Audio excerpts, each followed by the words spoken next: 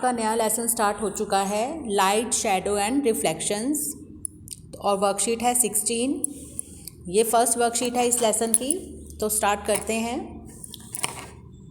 In the absence of electricity can you read book in the night? In the absence of light we can't even thought we have eyes. Bulb is one of the sources of light in the room. बेटा बिना electricity के, बिना light के क्या हम रात में देख सकते हैं? और लाइट की एब्सेंस में, अगर लाइट ना हो, दिन में तो सनलाइट होती है, हमें सब कुछ विजिबल होता है, लेकिन रात की बात है, अगर लाइट ना हो, इलेक्ट्रिसिटी ना हो, बिजली ना हो, तो ऐसा लगता है कि हमारे आँखें ही नहीं हैं, क्योंकि हमें कुछ भी दिखाई नहीं देता। Bulb is one of the source of light in the room. In the same way, the sun is another source, another familiar object that gives its own light. सन है जिसकी अपनी लाइट होती है, अपनी खुद की लाइट होती है। During the day, it's light that allows us to see objects. ठीक है ना, दिन के टाइम सन की ही लाइट होती है, सन लाइट होती है जिसकी वजह से हम सब कुछ देख पाते हैं। Objects like the sun that gives out or emit light of their own are called luminous objects. तो बेटा यहाँ पर हमें बताया गया luminous objects क्या होते हैं। The objects those emit light of their own, जो अपनी खुद की लाइट एमिट करते हैं, मतलब निकालते हैं, जिनमें से एमिट होती है, लाइट बाहर निकलती है। द सन इज़ और ऐसे ऑब्जेक्ट्स को हम बोलते हैं ल्यूमिनस ऑब्जेक्ट्स, जिनकी अपनी खुद की लाइट होती है। The sun is a natural source of light. Sun जो है वो नेचुरल है ना, नेचर से मिला हुआ है हमें, हम सन को बना नहीं सकते।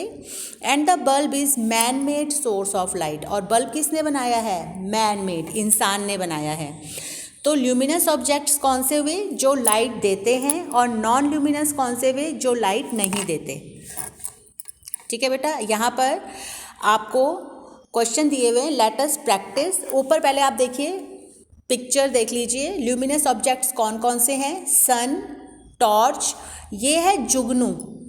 ठीक है ना, आपने कभी देखा होगा अंधेरे में जो जुगनू होता है, उससे जब वो चलता है तो लाइट चमकती है। तो ये सारे इन्होंने ल्यूमिनस ऑब्जेक्ट्स के एग्जाम्पल दिए हैं। और यहाँ नीचे देखेंगे पेन, बुक, टेबल, और जो हम ह्यूमन बीइंग हैं, हम लाइट नहीं देते, हमसे लाइट नहीं निकल सकती, तो हम ये सारी चीज़ें नॉन ल्यूमिनस हैं।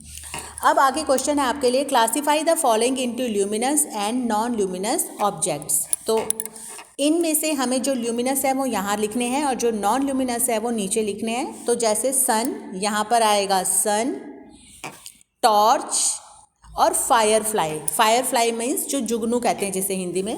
और नॉन ल्यूमिनस में कौन से आएंगे? Book, pen, table. तो आप यहाँ पर वो 3 लिख देंगे।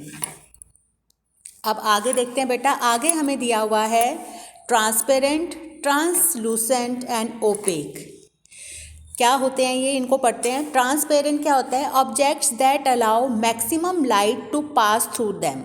वो ऑब्जेक्ट्स जो अपने में से लाइट को पास होने देते हैं। This means that we can clearly see through them. हम उनके आर पार देख सकते हैं। जैसे आप कांच का ग्लास ले लो, आप उसके आर पार देख सकते हो, तो वो हो गया ट्रांसपेरेंट। और अगर इसको लाइट की टर्म्स में बोलें तो आप ये बोलोगे, objects that allow maximum light to pass through them. जो अपने में से लाइट को पास होने देते हैं वो ट्रांसपेरेंट होते हैं। अब ट्रांसलूसेंट कौन सा हो गया? Objects that only allow some light to pass through them. जो अपने में से बहुत, मतलब कुछ ही लाइट को पास होने देते हैं। तो this means that we can partially see through them. हम उनके आर पार पूरा नहीं देख सकते, क्लियरली नहीं देख सकते, थोड़ा बहुत देख सकते हैं। और ओपेक क्या होता है? Objects that do not allow any light to pass through them. This means that we can't see through them at all. हम ओपेक जो होते हैं उनके आर पार हम नहीं देख सकते। जैसे आप कोई बुक, कोई पेज अपनी आंखों के आगे रख लो, बुक रख लो, तो हम उसके आर पार नहीं देख सकते, तो वो ओपेक हो गया। अब देखो बेटा, यहाँ पर आपके लिए फ़ोटो बनाई हुई है इन्होंने। पिक्चर में क्या दिया हुआ है? जैसे ये पहले वाला है, देखो इसमें टॉर्च है और ये ट्रांसपेरेंट है पूरा, तो ऑल लाइट पासेस थ्रू, इसमें से सारी लाइट पास हो रही है। जो दूसरा है वो ट्रांसलूसेंट दिखाया हुआ है।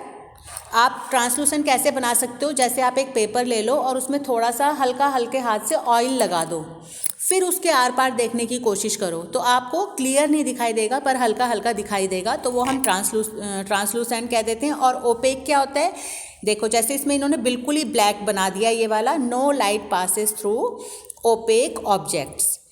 ठीक है बेटा, तो ये हो गया आपकी वर्कशीट। अब हमें क्वेश्चन दिया हुआ है करने के लिए, फ्रॉम द गिवन ऑब्जेक्ट्स, ये आपके लिए क्वेश्चन दिया हुआ है, फ्रॉम द गिवन ऑब्जेक्ट्स और materials circle the opaque objects with red colour. जो ओपेक हैं उन पे आप रेड कलर से सर्कल करोगे, जो ट्रांसलूसेंट हैं उन पर ब्लू कलर से सर्कल करोगे, और जो ट्रांसपेरेंट हैं उन पर आप ग्रीन कलर से करोगे। तो चलो हम स्टार्ट करते हैं।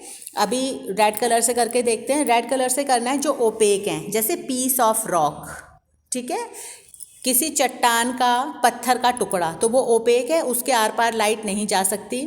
फिर बुक भी ओपेक है तो रेड कलर से करेंगे हम। फिर अ वॉल, दीवार भी ओपेक है। स्पेक्टिकल्स मतलब जो हम चश्मे पहनते हैं, और बटर पेपर, अब आगे देखते हैं। ये तो हमने रेड से कर दिए। अब हमें करने हैं ब्लू कलर से जो कि ट्रांसलूसेंट हैं। ट्रांसलूसेंट्स मीन्स जिनमें से थोड़ी बहुत लाइट आर पार जा सकती है। तो जैसे पॉलीथीन, ठीक है, पॉलीथीन से आप देखो, आपको पूरा क्लियर नहीं दिखाई देगा लेकिन थोड़ा बहुत दिखाई देगा।